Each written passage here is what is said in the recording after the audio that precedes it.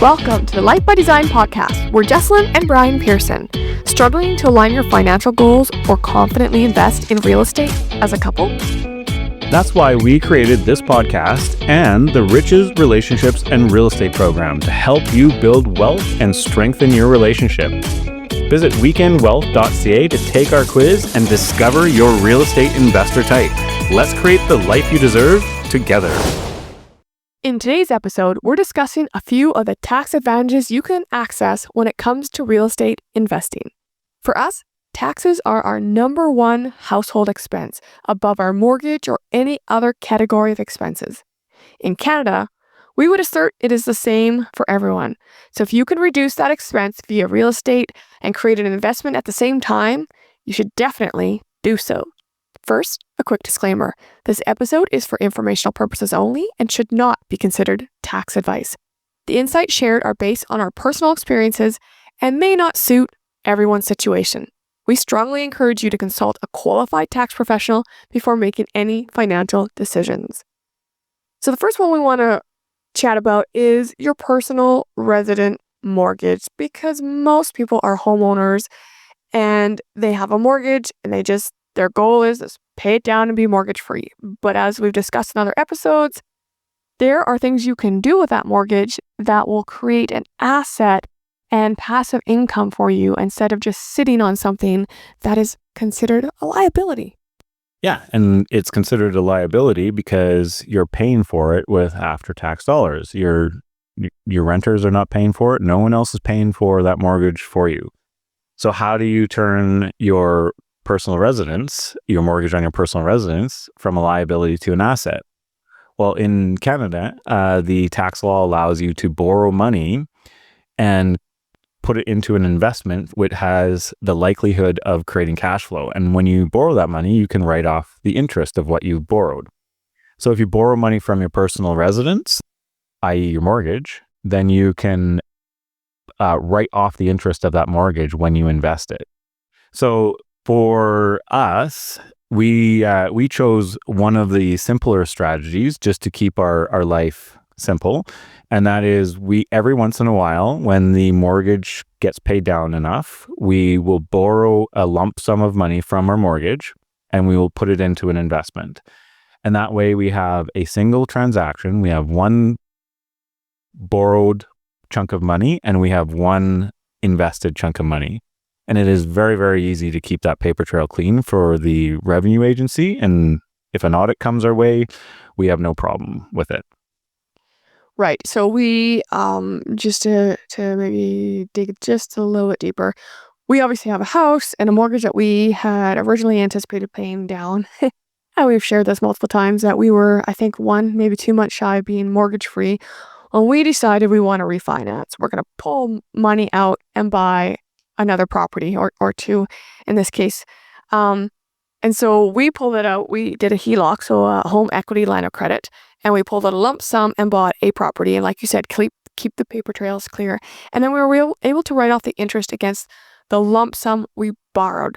So anything that was still owing on our personal property, that was no write-off. We still have mortgage payments for our personal portion of the property. Correct. But the borrowed portion for an investment, to be clear, you can't borrow it and go buy a car. That's not CRA improvement. Yeah, exactly. That you said it. You said it exact. The portion that you've borrowed from your personal residence can be written off. The interest can be written off, and that's why you have to have a very, very clean paper trail. Because if the Canadian Revenue Agency comes in and audits you, and they can't tell the difference between what you're paying personally and what you've borrowed, then you might be in some tax trouble. And that's why we like this strategy, is because it's just a very, very simple, clean paper trail. It also just happens to work really well with private equity, which we like to invest into, because more often than not, you need larger lump sums of money. You can't just put $500 into private equity. But because you need the larger amounts, it works really well to just let it build up, take that amount, put it into a single investment. Yeah, we love the strategy. We've used it over and over on multiple properties. It's a fantastic way to get into bigger investments and to just start building your wealth for retirement or whatever that looks like, because not everyone can put away a lot, but if you're almost mortgage free or have a big chunk of equity, you can pull that out. Now, think about that. You're borrowing money from the bank to buy an investment for your future instead of sitting on and you're still in the house that you own and love. Yep. It's a win-win, people.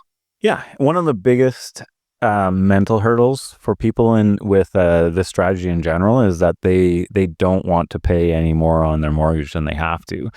But if you can imagine this, if you're generating, say your mortgage rates nowadays are around 4%, but your investment can make 7%, well, you now are clearing 3% total on top of your total, like what you've invested.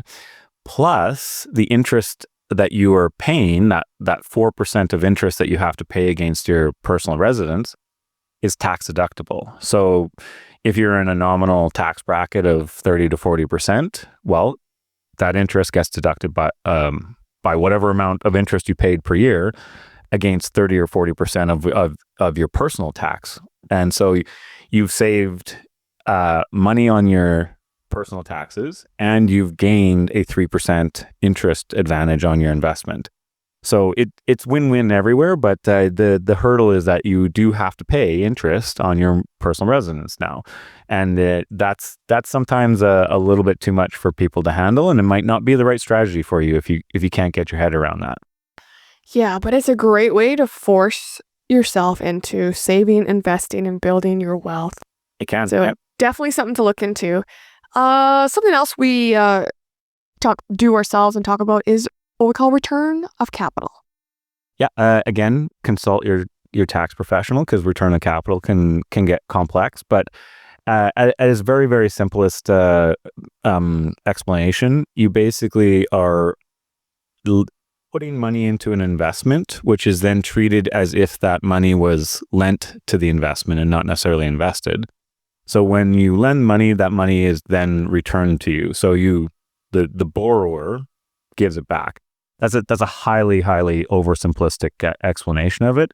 But there's two sort of simple ways that you can go about it. If anyone out there has a corporation, they'll know that if they give money to their corporation, say they give $10,000 to their corporation, if that corporation gives the money back, that is called a shareholder loan. It comes back to the person, and it's basically considered a return of capital. You do not get taxed on the return of that $10,000. For structures like a real estate investment trust, they also have something similar built into it. So your investment into that real estate investment trust, that REIT, is then a portion of it. You have to check the REIT and consult with your investment professional on this, but a portion of it is often a return of capital, and the interest that you earn on your investment is actually not taxable. So you can save tax on the growth of your investment. Right. And I want to share what I think is a little bit of a simple example to make it easier for our audience. If I personally bought a piece of real estate for, let's say, $500,000, and I made, say, $50,000 a year on that, well, I'm taxed. I'm taxed whatever my tax rate is, which if I'm making other income, like you said, is 30 to 40% on that $50,000. So then I am only actually taking home a portion of that $50,000. But if I put that same $500,000 instead into my corporation bought that real estate, and then my corporation is making the $50,000 and paying me the $50,000, zero tax, because I put that money in, so it's considered, like you said, a shareholder loan, and I'm getting $50,000 tax-free out every year for the next 10 years or until my $500,000 is paid back. Correct. Yeah. And with a real estate investment trust, it works very, very similar. The real estate investment trust, I'm not going to get into the structure of it because it's very, very complicated, but very, very similarly, it will return a portion of your investment growth or your distributions, dividends from that investment back to you tax-free. Yeah. Awesome. And then the third one we want to talk about today is just general expenses and depreciation. Yeah. So whenever you buy a rental property, you can deduct many of the expenses against that rental property, almost all of them. And you can also depreciate the property. So the expenses allow you to reduce the total income that you've made out of that property, and the depreciation allows you to deduct even more of the income that you made from that property each year. Consult with your tax professional on depreciation, because that one is not for everyone. You really have to know what your real estate plan is for that property in order to know whether you should depreciate the property or not. So I'm not going to get too terribly deep into it, but know it's a strategy out there. And the general expenses are just like any corporation, right? If you buy printer paper for your corporation, you get to write off that printer paper. If you buy insurance for your real estate portfolio, you get to write off the insurance for your real estate portfolio. Not if, you should buy insurance. Yeah, you should. Absolutely, yeah. So you got to think of any of your operating expenses, whether it be insurance, property taxes, maintenance, upkeep, all that, and even like gifts for your tenants, like over the holidays or whatever that looks like. You can write all those expenses off. Obviously, again, talk to your accountant, because there are some expenses that aren't exactly write-offable. I think like windows or a new roof, because it's considered. Yep, exactly. Because some things are considered improvements to the property, and actually add value to the property, so that you cannot deduct them as expenses. Again, your tax professional will help you sort out which ones are which. Our tax professional does a fantastic job at that. He's very, very clear on what should be an expense and what should be a capital improvement, it's called. And I think the key to expenses with rental properties is just making sure you have really good bookkeeping, because you can lose so much money just by not bookkeeping your rental properties properly.